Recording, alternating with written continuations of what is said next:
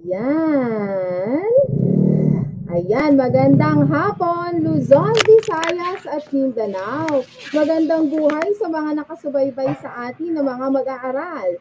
Mula Luzon, Visayas hanggang Mindanao, nawawala ako. Okay? Kasi, Okay lang nako, yan, gandang-ganda Tutor ka dito Allen. sa akin kasamang tutor. Hello, tutor Reyna, sa'yo. Magandang buhay sa mga nakasubaybay sa atin mula sa Facebook at YouTube channel ng DepEd Philippines, DepEd EdTech, DepEd EdTech Unit, at YouTube channel ng DepEd Philippines at sa iba pang social media platforms ng DepEd. Kaya na, nagsisimula pa lang tayo pero marami na kagad tayong pagbati. Magandang hapon sa iyo, Tutor Rena. Okay, magandang hapon rin sa'yo, Tutor Allen. Okay, bago tayo magsimula, no, nais kong batiin ikaw ng maligayang kaarawan sa'yo, Tutor Allen. Okay, salamat, Tutor Rena. Ngayon ay batiin naman natin ang ating mga live viewers mula sa Facebook, si Rain Rizal Tayuan, Mata Carlo JSP, Marjon Manalansan, Alexandra Krish from Lubao West District, SDO Pampanga. Ayan. Tsaka si Empress Shell Grace Villaflor, Kerubin Gabriel Villamor, and Jeline Joy Olubalang Holoan. Ayan, maraming salamat. Mga nakaabang na kagad sila sa ating live session sa hapon na ito. Okay, Tutorena, may babatiin ka ba? Okay, batiin ko ulit yung aming mahal na principal sa Cayetano Arellano High School at mga kapwa ko kaguro at ang aking school head sa Araling Panlipunan. Ay magandang hapon po sa inyong lahat. Okay, babatiin ko din po ang aming school head na si Dr. Connie A. Madrid at ang mga kasamahan kong guro mula sa Abuyod National High School. Hello po sa inyo. At tayo ngayon ay muli, magpapakilala pa ba tayo? Tutor Rena, kasama ko si Tutor Rena, ako po si Tutor Alin, ang magiging katuwang o ang magiging kasama ninyo sa talakayan sa araw na ito. Ang ating pong talakayan ay ukol sa sinaunang kabihasnan sa Asia, ang Sumer, Indus at China. Okay, ano ba ang ating pangunahing ano ba ang ating layunin, Tutor Rena? Okay, ang nakabatay ito sa ating MELC, no, sa Most Essential Learning Competency para sa ating ikalawang linggo sa ikalawang markahan na paghahambing ang mga sinaunang kabiasnan sa Asia, sa Sumer, Indus at sa China. Okay, ayan. Yan yung ating pangunahing, ito yung tinatawag natin na Megano. Okay, maraming salamat po sa mga bumati mula sa iba't ibang paaralan sa Luzon, Visayas at Mindanao. Pero ang dami talaga nila from Pampanga. Hello sa mga taga Pampanga. Hindi ko alam ang dialekto ninyo, pero alam ko naiintindihan ninyo ang Filipino. Tama? Diba? Maraming salamat, Bianca. Christy, ayan, maraming salamat at hindi dahil lang sa birthday ko ngayon, pero salamat dahil patuloy pa din kayong nakasubaybay sa amin, no? Ito po ang ating layunin, inaasahan na natutukoy mo ang mga pagkakakilanlan ng bawat kabihasnan, Sumer, Indus at Shang. Ikalawa, na ipaliliwanag ang mga kontribusyon ng bawat kabihasnan at ikatlo, na iahambing ang bawat kabihasnan sa isa't isa. Okay. So, handa na ba ang lahat? Sa'yo, talagang handa na sila, Tutor Allen. Kasi talagang ang dami hindi lang sa birthday mo, no, na daming bumabati, pero patuloy talaga silang nanonood ng ating online tutorial na tuwing Thursday. Okay, oo nga. Lagi, hindi tayo nasisiro, pero nagpapasalamat talaga kami dahil patuloy pa rin kayo nakasubaybay sa amin. Hindi lang sa amin, pero sa lahat ng mga tutors natin mula Lunes hanggang Sabado from 7 a.m. to 7 p.m. Maraming salamat po.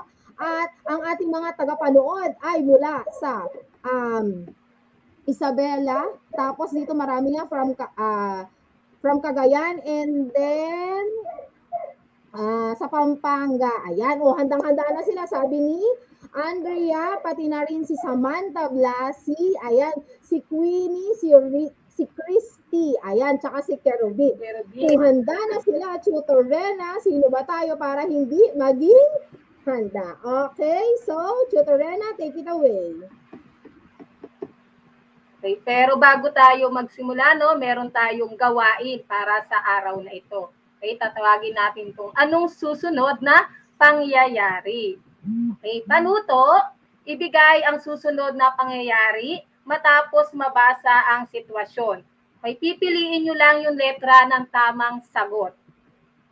Okay. Okay, ayan, ready na. Ang dami na nang sumasagot dito na ready na sila. So, dahil dyan, hello ulit muna kay Tutor Jessica, si Tutor Je at saka kay Tutor Micah ng Filipino. Okay, ano po? Okay, para sa ating unang katanungan. Una, naganap noong panahong Neolitiko ang pinakamalaking pagbabago sa pamumuhay ng mga sinaunang tao. Mula sa pangangaso at pangangalap ng pagkain ay blank. A. Natutunan nila ang sistematikong pagsasaka o letter B. Naninirahan sila sa mga lungig. Ano kaya ang kasunod na pangyayari dito? So, talaga Mula nag-iisip sila, no? sa pangangaso yun, ha?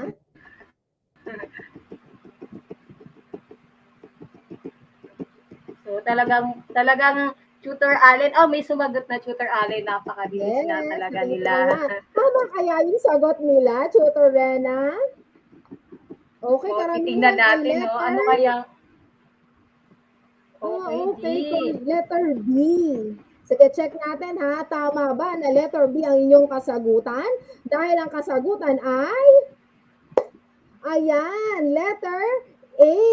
Mula sa pangangaso at pangangalap ng pagkain, natutunan na rin nila ang sistematikong pagsasaka. Okay, Tutor Rena, ikalawang katanungan. Okay. Sa tulong ng pagsasaka, nagkaroon ng regular na mapagkukunan ng pagkain ang mga tao. Natutunan din nilang blank. Okay, para sa letter A, mag-alaga ng mga hayop upang mapagkunan ng karne, gatas at mga kasuotan. Letter B, gumuhit sa mga pader gamit ang mga magagaspang na bato. So ano kaya ang susunod na pangyayari dito? Okay, so meron na silang kasagutan. Yes. Sabi ni Queenie, letter A. Sabi din ni Mark Gabriel ay letter A. Sabi din ni Alexandra, letter A. Letter A nga kaya ang tamang kasagutan dito? Okay, ang gagaling. Ayan, natutunan na rin nila na mag-alaga ng mga hayop para masustain ang kanilang mga pagkain. Okay, para sa ikatlong katanungan. Sa panahong Neolitiko, kinakitaan ng panibagong ugnayan ang tao sa kanyang kapaligiran. Blank. A. Natutunan nilang manirahan ng permanente sa mga lugar na kanilang sinasaka. O letter B, natutunan nilang magtayo ng kanilang mga tahanan gamit ang marmol. Ano kaya ang tamang sagot dito, Tutor Rena? Tignan natin, no? Yung tamang kasagutan para sa bilang 3. Okay, may mga tamang... Tingnan nga natin kung tama yung kanilang mga sagot. Sabi ni Virgil, no? Letter A. Sabi rin ni Alexandra, A. Okay, tingnan natin kung tama yung tingnan natin kung tama din si Tutor Leo, ha? Sa kanyang sagot ng letter A. Check natin. Okay, ang husay, tama ang mga nagsagot ng letter A. Ika-4 na katanungan. Okay, para sa pang-4, dahil sa sedentaryong pamumuhay, natutuhan ng mga taong magtayo ng tirahan, bumuo ng mga mapag-iimbakan at pinasimulaan ang, para sa letter A, pang-aalipin na dulot ng pagkakaroon ng estado sa buhay. Letter B, pakikipagkalakalan dahil sa sobrang ani mula sa kanilang pagsasaka. So ano kaya tamang kasagutan dito? Okay, tingnan natin. Okay, sabi ni Felix Manalo, Letter A para daw sa bilang 4. Okay, okay, sabi ni Tutor Leo, letter B. Okay. Okay, so, pasensya na, bigla akong naglag. Naku, naku, naku. Akala ko rin ako yung Pero naglag, ha, sabi ko. okay, pasensya na, pero ang tamang kasagutan ay letter B. Okay, ang uhusay pa din, nakasubaybay pa rin sila sa atin. Okay, para sa ating ikalima at huling katanungan, Tutor Rena. Okay, sa huling bahagi ng panahong Paleolitiko, nagkaroon ng komplikadong buhay ang mga sinaunang tao na dulot ng pagsasaka at pag-alaga ng hayop. Dahil dito, okay, sa letter A, nabuo at nagkaroon ng mga kabiasnan. Letter B, nagkaroon ng malawakang kaguluhan. So ano kaya tamang kasagutan dito sa bilang 5 na to? So tingnan natin, Okay, may no? nakasagot na agad, oh. Si Rain, sabi ni Rain at ni Felix, pati na rin ni Marjon. Gayon din si Mark. Yan, tama kaya. Ano kaya ang tamang sagot? Letter A o letter B? I-check natin kung ano ang tamang sagot. Ito ay letter A, nabuo at nagkaroon na ng mga kabihasnan. Okay. Sa nakaraang paksa, ang gagaling talaga ng bawat isa, no? Ayan. Oo, Tutor Allen talaga. Natin ay natunghayan natin ang pag-unlad ng kalagayan at pamumuhay ng mga sinaunang tao. Pero sa aralin natin ngayon, paano nga ba tayo o paano nga ba nagkaroon o paano ba natin makikilala ang bawat kabihasnan na umusbong sa Asya? Kasi alam mo ba, Tutor Rena, ayon sa kasaysayan ayon sa mga historiador, sa Asya unang nagkaroon ng tinatawag natin na kabihasnan. Pero dahil dyan, para mas lalong lumalim ang ating kaalaman sa talakayan na ito na, ipa-flash na natin ang ating tatalakayin. Ito, unang kabihasnan talaga ito na umusbong sa Asya. Ito ay ang kabihas ng Sumer. Okay. Una dyan, ang lokasyon nito, ito ay matatagpuan at nabibilang sa tinatawag na Fertile Crescent. Ito rin ay matatagpuan sa Mesopotamia, ang kasalukuyang Iraq. Ang salitang Mesopotamia ay hango sa salitang Greek na Meso at Potamos na ang ibig sabihin ay pagitan at ilog. Kasi ito ay ang kabihasang Sumer ay umunlad sa pagitan ng dalawang ilog. Yon, Tutor Rena. Kaya talagang kung mapapansin ninyo, ang halos lahat ng kabahayan ay nagmula o malapit sila sa katubigan. Kasi ang daming tulong ng tubig sa atin. Alam naman natin lahat yan. Dalawa, Tutor Rena? Okay, ang kanilang katangiang pisikal ay lambak sa pagitan ng ilog Tigris at Euphrates, na kung saan ang mga ilog nito ang nagsisilbing hangganan ng kanilang nasasakupan. May bundok sa hilagang bahagi, tubig sa silangan at kanluran, at desyerto sa timog. So ito yung katangiang pisikal ng kabihas ng Sumer. Okay, kung titignan natin ang diverse o ang lawak, magkakaiba ang katangiang pisikal sa Sumer. So ibig sabihin, may papakita dito na talagang mula sa pagsasaka at pangingisda, marami pa silang pwedeng gawin bilang kanilang kabuhayan. Okay? Para naman sa pamayanang naitatag, mga bayan ng Kish, Ur, Larak, Nippur at Lagash ang pangunahing pamayanan ng kabihas ng Sumer. Okay, may nagsasabi dito ng kanilang mga kasaguan, ng kanilang mga score kanina, no? Pasensya na, nawala kasi talaga ako kanina. 4/5, hindi masama dahil alam ko naman, konting ganun na lang, konting click na lang, mapo-perfect na talaga nila, no, Tutor Rena? Oo, kaya talagang malapit na yan maging perfect. Yes, mapo-perfect na nila yan once na tayo ay natapos na sa ating aralin. Okay? Sa kasunod naman, sa uri ng kanilang pamumuhay, Tutor Rena. Okay. Ang uri ng pamumuhay sa kabias ng Sumir ay ang pamumuhay ay nakasentro sa agrikultura at kalakalan. Ang kanilang sinasamba ay maraming Diyos at Diyosa. Ang mga bayan ay may kanilang pamumuno na hindi nakakaisa kaya madalas ang digmaan sa pagitan ng mga bayan. Okay. Alam naman natin, katulad ng nangyayari ngayon, di ba? Ano pa lang, meron pa, sa atin, sa bansa natin, meron pang namumuno, di ba? Paano pa kaya kung walang namumuno tapos lalo silang hindi magkakaisa. Ano, sana tayo ay sama-samang sumuporta kung sino man ang magiging pangulo natin. Ano, tayo ay sumusuportahan natin sila kung ano yung nararapat nating ikaunlad bilang isang bansa. Okay? Next po.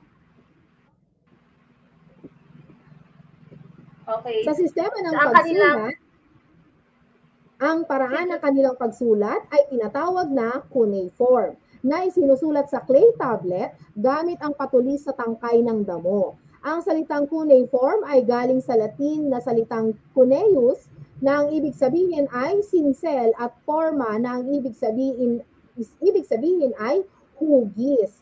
So, makikita kaya natin dito, masasabi kaya natin dito na hugis ang kanilang ibinibigay at hindi letra. Pero sa hugis na ito ay nagpapaliwanag o nagpapakita ito ng kung paano nila isinasagawa ang kanilang buhay sa pang-araw-araw. Ano? Parang may interpretasyon siya sa bawat hugis, Tutor Allen, no? Yes. Bawat hugis ay mayroong kahulugan para sa kanila. Sa atin ngayon, di ba? Bawat letra ay may kahulugan. Pero sa kanila, sa mga sinaunang tao, ang bawat hugis ay may kaukulang salita o kaya naman ay kahulugan.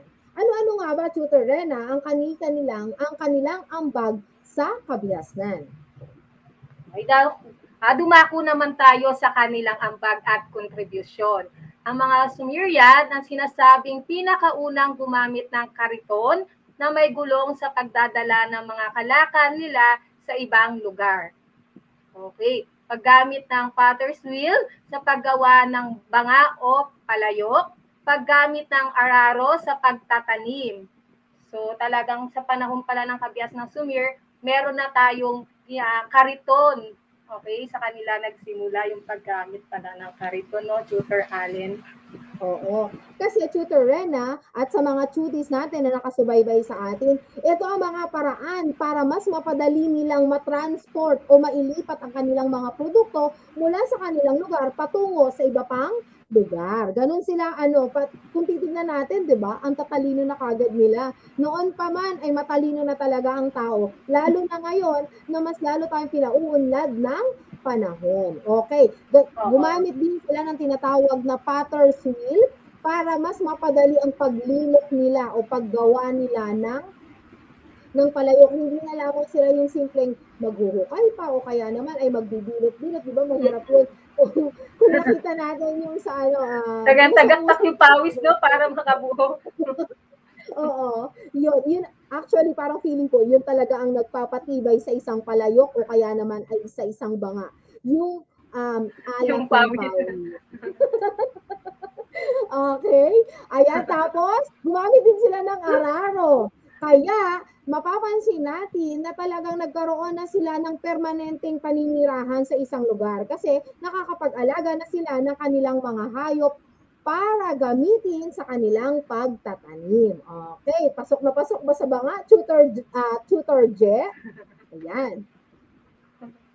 Ilan pa sa kanilang mga ambag ay ang paggamit ng arko o arc sa kanilang istruktura upang mapanatili ang tibay nito. Ang sistema ng patubig o irrigation para sa kanilang pananim, ang templong sigurat, ang pinakamalaking gusali at istrukturang panrelihiyon, gumamit din sila ng lunar calendar, pati na rin ang decimal system. Okay, kung titignan natin dito, diba? Bukod sa, dahil nga sila ay nasa pagitan ng dalawang ilog, syempre hindi papasok sa kanilang taniman yung mga tubig. So ang ginawa nila, gumawa sila ng irigasyon para yung mainstream galing sa ilog ay papasok sa kanilang mga taniman.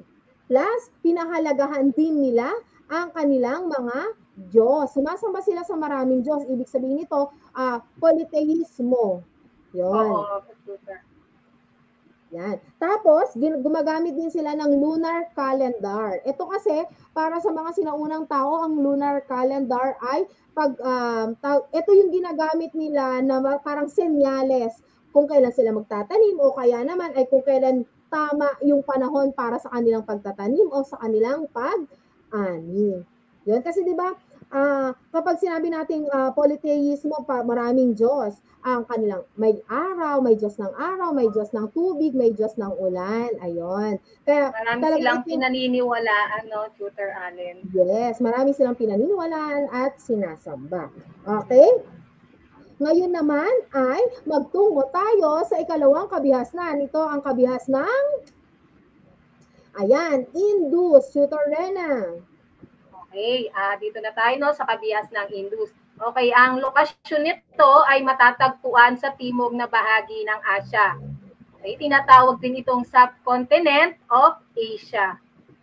Okay. Kasi kung titignan natin, parang ano siya, kasi pwede natin siyang, kung ikukumpara natin sa ibang kontinente, pwede siyang maging isa pang kontinente. Yon. Di ba meron tayong pinakamaliit na kontinente? Ito nga yung Australia. Pero sa kanya kasi, parang nasa loob kasi siya ng Asia, kaya pwede siyang tawagin na subcontinent ng Asia. Ano? Magandang hapon sa aking GLC, si Mr. Joaquim Menjola. Okay, hello sir, salamat sa pagbati. Gayon din kay Ma'am Ami Salazar at sa mga grade 8 teachers na nakasubaybay po sa amin. Salamat po sa inyong suporta. Yan, may sabi dito si Tutor Maika, ang sinaunang kabiasnan ang pundasyon ng ating sibilisasyong kinabibilangan. Yes, Tutor Maika. Salamat, Tutor Maika. Next ay, ayan. Ito ay ang kabihas ng Indus ay matatagpuan sa Indus River o Indus Valley. Hugis na nakabaliktad na, ano ba? Tatsulok. Ganito ba yun? Ayan, nakabaliktad na tatsulok kasi ganito siya, di ba? Pag tatsulok, ganon. Tama ba? O, tatsulok, triangle. And then, may nagtataas ang bulubundukin ng Himalaya sa hilagang bahagi ng rehiyon ng India. Okay, Sunod ay pamayanang naitatag. Kayang Harappa at Mohenjo-Daro ay dalawang pamayanang naitatag sa kabiasnan ng Indus na tinatayang may naninirahan na simula pa noong 7,000 BCE. So, ito yung dalawang pamayanan na... Sige, Tutor Allen. sorry. Ito yung sinasabi natin na pinakamaunlad na pamayanan, sinaunang pamayanan kasi ang kanilang kabahayan ay nakaayos. Yon, meron para silang parang ang tawag sa atin kasi ngayon yung subdivision, di ba? Pag sinabi natin subdivision, naka-align yung mga bahay, yung mga parang pare-parehas, Tutor Allen, no? Pag sa subdivision, parang pare-parehas talaga yung mga kulay, yung mga paano siya ginawa, talaga naka-align. Ganon din yung sa Harappa at sa Mohenjo-Daro na kung saan, ito daw yung sinasabi nilang pinaka-perfectong pagkakagawa ng mga kabahayan. Okay. Next po ay ang uri ng pamumuhay. Hello po, Dr. Ruel from Tomas Claudio College. Salamat po. Ang pangunahing kinabubuhay ng mga mamamayan ng kabias ng Indus ay pagtatanim ng palay at gulay. Gayon din, ang pag-aalaga ng hayop tulad ng kambing, baka at tupa. Sila rin ay mahusay sa larangan ng kalakalan na ilan sa kanilang produktong kalakal ay tela, palayok at kasangkapang metal. Okay, Yan. Still watching daw si Josa. Yan. Kung titignan natin, Tutor Rena, ganon din naman sa kabihas ng Sumer, ganon din ang kanilang ang pangunahing ikinabubuhay ang pagtatanim ng mga produktong palay at gulay. Pero ang kakaiba sa kanila naman, kung sa Siang ay sa Sumer, ang gumamit sila ng kariton, di ba? Sa kanilang Para sa pagka-transfer ng mga kalakala, no? produkto. Yes. Oo. Ngayon, kung siguro pagkain o kaya naman ay mga palay, mga mais ang kanilang itinatransfer, dito naman sa kabihas ng Indus, ang tinatransfer naman nila o ang ikinakalakal nila ay puro tela, palayok at mga kasangkapang metal. Okay.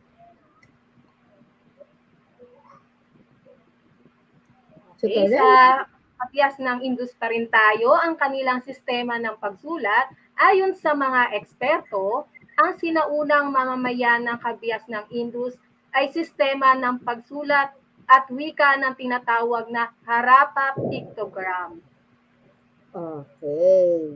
Ayan, pictogram naman to. Yung parang mga pictures. Pictures. Kanina mga hugis lang Mga Pero hugis, ngayon oo. may, ano na, kumbaga parang may itsura na Malala- sila. Okay. Ayun.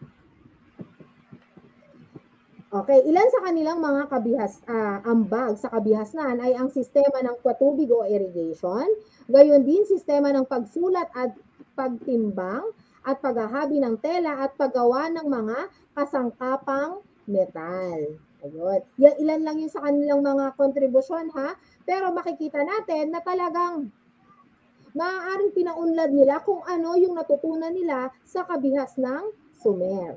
Para naman sa ikatlo nating kabihasnan, ito ang kabihas ng Siang. Tutor Rena. Okay, dito naman tayo sa kabihas ng Siang. Ang kanilang lokasyon, matatagpuan sa silangang bahagi ng Asya. Ang China ang pinakamalaking bansa sa Asya. Okay, kung makikita naman talaga natin, di ba? Pero meron nga tayong tinatawag na dispute sa pagitan ng Pilipinas, gayon din ng China. Pero naniniwala tayo na matatapos ito in due time. Yung ganun kasi, di ba? Ang laki na nga lang sakop ng China, pero nasasakop pa rin nila ang bansang Pilipinas. Yung pag-aari daw na pag-aari ng ating bansa. Ano? Ayan. Sunod, katangiang pisikal. Ito ay umunlad o natatag sa Lambak, Ilog, Wanghe o Yellow River. May Gobi Desert sa Hilaga, sa timog kanluran ang bulubundukin ng Himalayas, sa timog silangan ang South China Sea at sa silangan ang Yellow Sea. Dalawa ang pinakamahalagang ilog sa China. Ito ay ang Changjiang o Yangtze at Yellow River o Wanghe. Okay, sinasabi nila, no?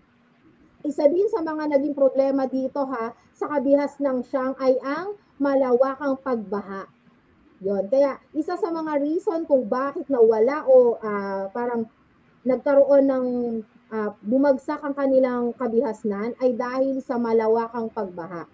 Usually bumabaha, lalo na sa Yellow River, kapag dating ng October. Ayan, October. Kaya yan, parang ang Yellow River ay River of Sorrow, kung tawagin nila. Okay? Ang kanilang pamayanang naitatag noong kabihas ng Siang ay sinasabi noong 2000 BCE ay may naninirahan ng mga tao sa Lambak Ilog ng Wanghe. Hanggang sa may isang pamilya, ang pamilyang Siang, ang naging makapangyarihan at silang namuno sa Lambak Ilog ng Wanghe. Yan. Kasi, di ba kung titignan talaga natin, kailangan merong mag-stand out para sila yung mamuno. Maaaring itong pamilyang ito ay napakayaman o kaya naman ay maraming mga ari-arian o kaya naman, yes, o kaya naman ay meron silang mga, ang tawag dito, nasa personality talaga nila na maging isang leader. So, yun yung at sila yung magiging dahilan kung bakit uunlad o kaya naman ay babagsak ang isang kabihasnan. Ang pangunahing kinabubuhay ng mga Siang ay ang pagtatanim. Gayon din, katulad din sa Indus at saka sa Sumer, napakahusay din nila Yes, sa larangan ng pakikipagkalakalan. Pansin mo ba, Tutor Rena, talaga ang kanilang ikinabubuhay ay pagtatanim at pakikipagkalakalan. Kalakalan. Noon pa man ay talagang mga business-minded na ang ating mga sinaunang tao, ano? Mga sinaunang ninuno natin. Talagang tapos ngayon, pinaunad na lang natin. Dati, ano lang, pagkain o kaya naman ay mga kagamitan. Pero ngayon, ay iba't iba na ang mga ating mga ikinakalakal, ano? Okay, pwede daw pong i-mine si Tutor J. Yan. Tutor Rena. Okay, ang kanilang pamumuhay, ang estruktura ng kanilang lipunan ay isang pyramid na kung saan hari at ang kanyang pamilya ang silang namamahala sa lipunan. Ang ikalawang bahagi ng lipunan ay may mga aristokrata ng nagmamay-ari ng malaking lupain at ang panghuli ay mga manggagawa. Okay, titingnan natin. Dito naman sa kanila, sa kabihas ng siyang, meron ng pag-uuri ng tao. Meron natin, ito na yung tinatawag natin na triangle, ano? Yung pinakamataas, ang tuktok, dahil maliit na bahagi lang siya. Ito yung mga tinatawag natin na hari at ang kanyang pamilya. Samantala, sa gitnang bahagi naman, dito natin makikita yung mga aristokrata, yung mayayaman. Ano, kasunod ng mga hari. At sa pinakababa, ito yung, dahil nga nasa baba, sila yung mga tinatawag natin na manggagawa. Sila yung mas marami ang bilang, di ba? Sila yung mga gumagawa ng halimbawa, pagtatahi o kaya naman ay mga nagsasaka o kaya naman ay yung mga nagbebenta, yun sila. Yun yung mga yun yung pinaka struktura ng lipunan sa kabihas ng Siang. So, noon talaga pala, Tutor Allen, meron na talagang pag-uuri sa lipunan, no? Kung saan ka nauuri. Oo. Pero ano ngayon, 'di ba? Ngayon kailangan pa rin natin bigyan ng paggalang at pagtingin ng pagbibigay. Kailangan pa rin nating respetuhin kahit saang uri ka ng lipunan nagmumula. Kasi yun ay talagang innate o kailangan yun ay nasa personalidad dapat ng tao na kailangan maging mabuti, maging makatao sa bawat isa kahit siya pa ang pinakamahirap o siya pa ang Oo, Tutor Allen. pinakamayaman. Dahil Kahit anong bang pare-parehas lang. lipunan na Yes, meron siya o kinalalagyan niya, dapat ay igalang ang bawat isa. yes. Kasi yun naman talaga ay nararapat. Ano? Sa kanilang sistema ng pagsulat sa panahon ng kabihasnan ay binubuo ng 3,000 simbolo o character. Ito din ay tinatawag na calligraphy. Ayan. Ang akala ko dati ang calligraphy ay ano lang sa font name lang, pero yun pala, yun din pala ay isang sistema ng pagsulat ng mga sinaunang kabihasnan. Para naman sa mga ambag at kontribusyon. Okay. Tutor Rena. Okay, ang kanilang mga ambag at kontribusyon ay sistema ng pagtatanim. Pagtatanim pa rin, Tutor Allen, no? Katulad sa kabias ng Indus at kabias ng Sumer. May sistema ng patubig o irigasyon, kasangkapang yari sa bronze, seda at porcelana. Okay. 'Di ba kasi kilala nga ang mga China dahil ang mga China. Kilala ang mga Chino dahil sa tinataas, dahil sa kanilang mga kagamitan na yari sa bronze, seda at porcelana. Kaya dun sa mga binisita o sa mga pinuntahan ng mga Chino noon sa mga sinaunang panahon, ang lagi nahuhukay ng mga artifacts o mga uri nito ay yung porcelana. 'Di ba kung titignan natin? Kaya kung napapansin natin talagang mahal ang pagkakabenta o mahal ang halaga ng isang porcelana lalo't galing ito sa China. Ano? Nawa? Oh, wait lang. Meron na ditong nahihilo. Meron na silang nahihilo. Sana natulungan namin kayo sa inyong aralin dahil matapos ang 3 kabihasnan, ano nga ulit yung 3 kabihasnan na ating tinalakay ngayon? Maaari ba namin makita sa comment section ni Tutor Rena? Ayan. Si Mart Aisin Galicia. Ayan. Ano nga ulit yung tatlong kabihas na yon kung talagang nakikinig? Kasi ang daming nagsabi na still watching po. Ayan. Ano kaya yung mga yon? Yan. Sabi dito ni Kerubin Gabriel, magaganda po ang mga vases nila na gawa sa porcelain. Yes. Kung mapapansin niyo yun, ha? Kasi sa sobrang mahal, parang manghihinayan kang bilhin. Diba? Yan. Oh, ito may nagsasagot sagot ni Kerubin. Sumer, Indus at Shangpo. Yes. Okay. Ayan. Sabi din ni Tutor Jessica, ganon din kay Mark Gabriel, pati na rin si Samantha Blasi. Sabi nga nila ay Sumer, Shang at Indus. Gayon din si Ashira Kim, Alexandria, Marge Ashike. Ayan. Maraming salamat pala sa mga kaibigan ko mula dito. Casale family and Cruz family na talagang nagsusuporta sa akin sa Wi-Fi connection ko. Salamat sa inyo. Ayan. So, mukhang handang-handa na sila. Alam pa rin nila ang ating tinalakay. Ngayon, sukatin naman natin kung ano ang inyong natandaan mula sa ating talakayan. Hello, Tutor Hi! Happy birthday! Bago muna tayo magtungo sa ating gawain, ayan, binabati natin ng isang maganda at masiglang hapon sa lahat ng mga cuties. Nami-miss ko na kayo, kaya ito yung surprise ko sa iyo, Tutor Alin. So, yung special na araw. Nakikita po ninyo, ito yung aking special, kasi nga special siya sa aking buhay, syempre. At alam niyo ba anong naman nito? Alam niyo ba? Syempre, dahil love ko talaga si Tutor Alin, ito yung kanyang ibibigay sa iyo. Surprise! Ayan. Ayun, so congratulations din sa iyong panibagong karera na ating hinarap parehas.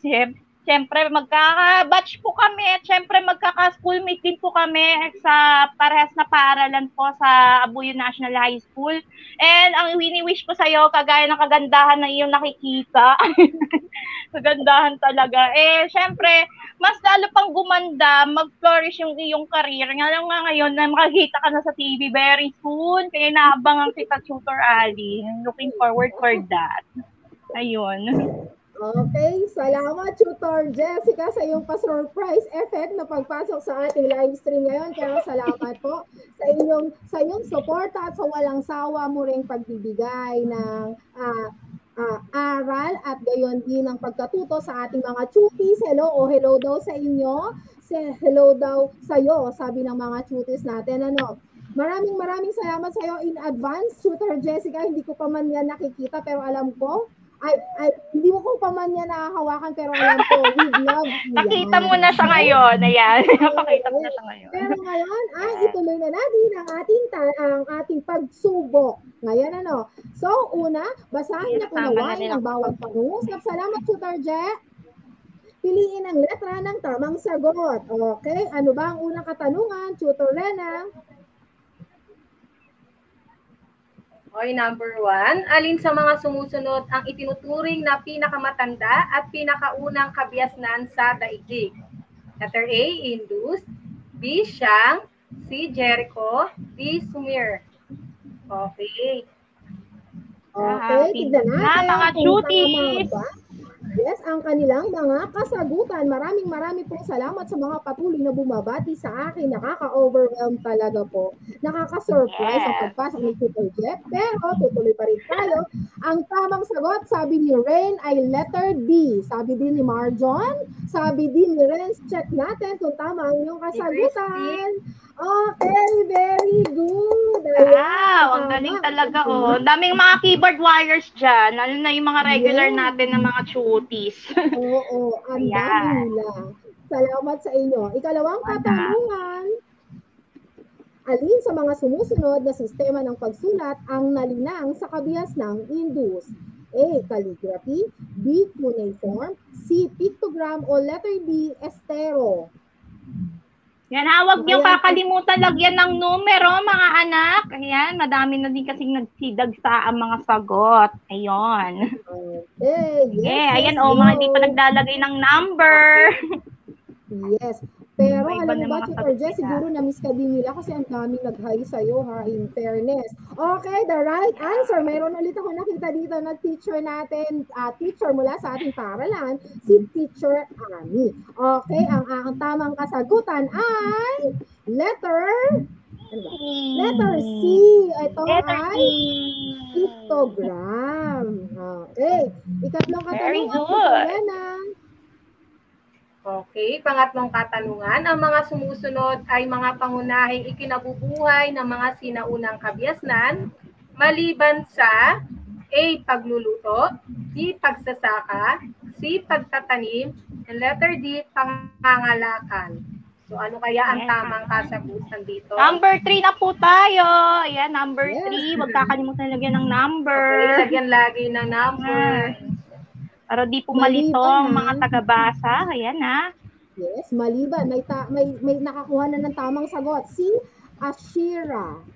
Ashira, si number 3, si Rain, at saka si Ami. Gayon. Wow. Si Ma'am Sabi Ami, Marvin, talagang siguro nakatamang nakasagot. sagot si Marvin. Ang tamang sagot ay letter A.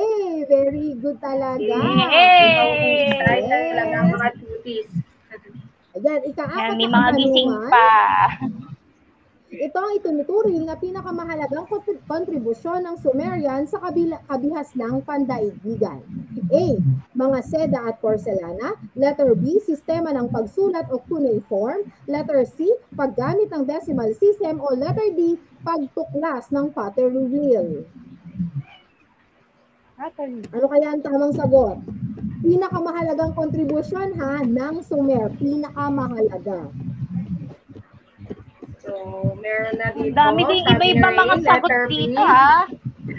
Yes, magkakaiba sila. Diverse din ang kanilang mga sagot. Okay?